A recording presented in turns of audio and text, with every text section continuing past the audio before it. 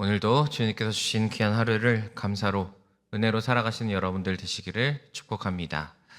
오늘은 본문 말씀을 가지고 모든 민족들의 예배라는 제목으로 말씀을 나누고자 합니다.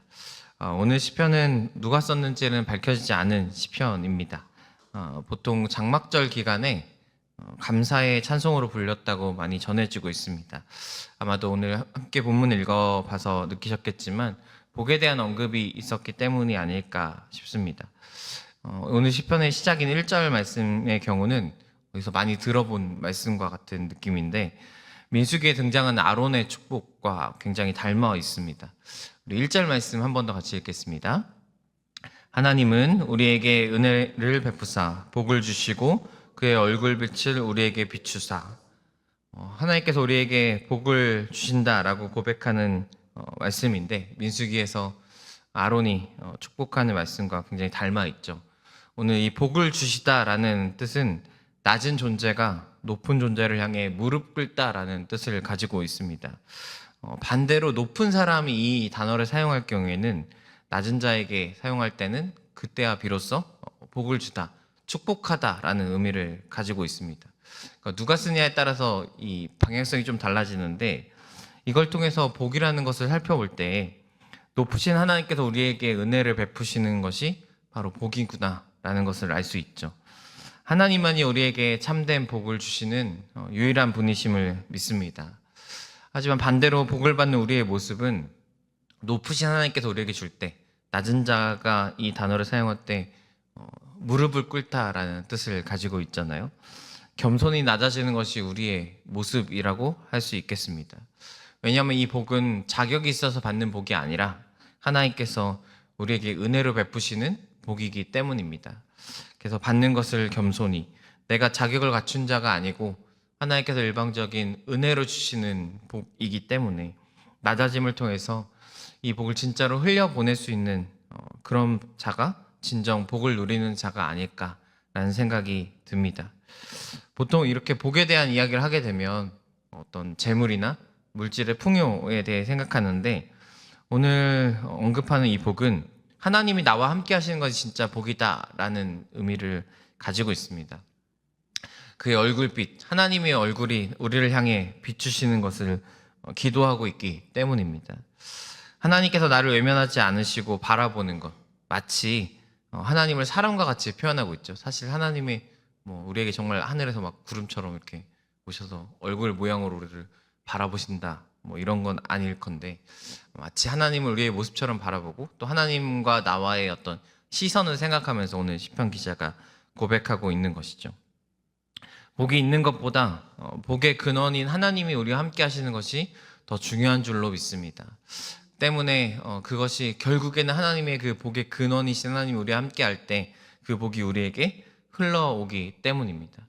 지금 내 안에 있는 혹은 내게 주어진 복만을 바라보는 것이 아니라 내가 그 복으로 인해서 혹시 하나님과의 관계를 놓치고 있는 것은 아닌지, 혹은 내가 아직 복을 받지 못했다고 생각할 수 있지만 그럼에도 불구하고 내가 하나님과 시선을 마주치고 있는지, 이것이 오늘 우리의 삶의 가장 중요한 부분인 줄로 믿습니다. 오늘 우리의 삶이 하나님과의 어떤 삶에서 하나님께 외면받는 삶이 아니라 우리가 하나님과 대면하여 아는 그러한 우리의 삶이 되어지기를 축복합니다. 오늘 시편 기자는 이 복이 개인이나 어떤 공동체 안에 머물기만을 바라지 않았습니다. 우리 2절과 3절 말씀 이어서 함께 읽어보겠습니다. 주의 도를 땅 위에, 주의 구원을 모든 나라에게 알리소서. 하나님이여, 민족들이 주를 찬송하게 하시며 모든 민족들이 주를 찬송하게 하소서. 오늘 시편에 반복되는 구절이 복만이 아니라 민족들, 모든 민족, 이런 단어들이 계속 등장합니다. 무엇을 위해 기도하고 있냐면 모든 나라가 하나님을 아는 것, 모든 민족이 하나님을 찬송하고 예배하기 원합니다 라고 기도하고 있습니다. 당시의 문화에서 본다면 이건 단순히 하나님을 알지 못하는 자들이 주님께 돌아오기 원합니다의 의미보다 그 이상의 의미를 가지고 있습니다. 당시에는 우상들이 참 많았습니다. 대표적으로 바할이란 우상이 있었습니다. 풍요의 신이라고 일컬어지는 우상인데 당시에는 농사의 삶이 굉장히 중요했기 때문에 농사를 짓다 보면 우리의 힘으로 어쩔 수 없는 일들이 참 많이 있지 않습니까? 특히 비가 오고 안 오고 이런 순간들이나 등등 때문에 사람들이 그것을 신으로 여기고 제사를 지내기 시작했습니다. 열왕기에 나타나는 엘리야 이야기를 보면 이 바알의 우상을 섬기는 선지자들이 나와서 제사를 지내는 모습들이 나오는데 처음에 막 소리를 지르고 춤을 추고 그것도 안 되니까 몸에 막 피를 내면서 막 이제 신을 부르기 시작하죠. 당시에도 이런 우상들이 아주 많았는데 오늘 시편의 간구는 그래서 어떤 기도인가? 이 땅의 우상들이 무너지고 하나님이 세워지길 바라는 기도입니다. 그래서 그들이 하나님을 아는 것에서 그치는 것이 아니라 하나님을 예배하는 데까지 나오기를 바라는 기도가 바로 오늘 시편 기자의 기도가 되겠습니다. 오늘 우리가 살아가는 삶에서도 다양한 우상들이 있습니다. 나의 신념도 우상이 될 거고요. 종교들도 어떻게 보면 우상들이 됩니다. 돈이나 명예나 내가 하나님보다 더 앞서 생각하는 것들, 하나님의 자리에 내가 세우는 것들이 다 우상이 되겠죠. 우리가 기도할 것은 이 우상들이 무너지고 우리의 삶의 자리에, 내가 정말 하나님의 자리에 하나님만이 세워지고 하나님만이 높여지고 하나님만 예배의 대상이 되어질 수 있는 그런 내 삶이 될 수 있도록 기도해야 될 줄로 믿습니다.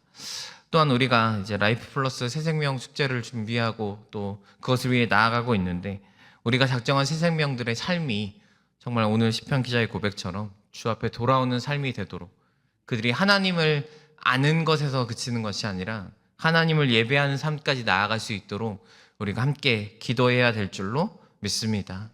이 축제들을 통하여 한 번 교회에 오는 거 참 중요하거든요. 그 한 번의 교회에 나아감이 이 사람의 삶이 어떻게 바뀔지 모르고 그 한 번의 나음을 통해서 그날에 선포되어지는 찬양과 메시지들과 또 교제를 통해서 이 사람의 삶이 어떻게 바뀌어질지는 정말 모를 일입니다. 우리가 이 일들을 위해 기도할 때 하나님, 나의 새 생명이 정말 이 순간을 통해서 하나님을 예배하는 사람이 되기 원합니다. 이것이 우리의 기도 제목이 되고 또 우리가 그렇게 기도할 때 하나님께서 우리의 기도에 응답하여 주실 줄로 믿습니다. 우리가 예배해야 되는 이유를 시편 기자는 이렇게 고백합니다. 우리 4절 말씀 함께 읽겠습니다.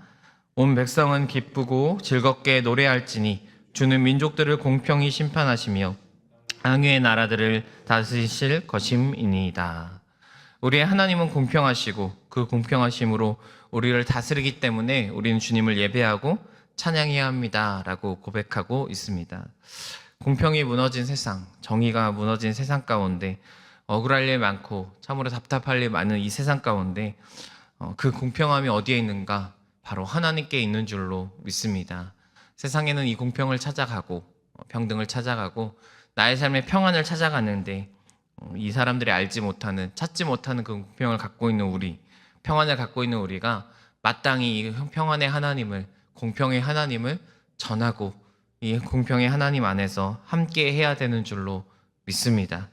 우리 이 은혜의 삶에 내가 먼저 또한 우리가 함께 나아가야 할 줄로 믿고 우리 새 생명들이 또한 함께 해야 되는 줄로 믿고 또 오늘 시편의 고백처럼 모든 민족들이 주 앞에 돌아오는 날을 위해서 함께 기도하면서 오늘도 나아가시는 여러분들 되시기를 축복합니다. 기도하겠습니다.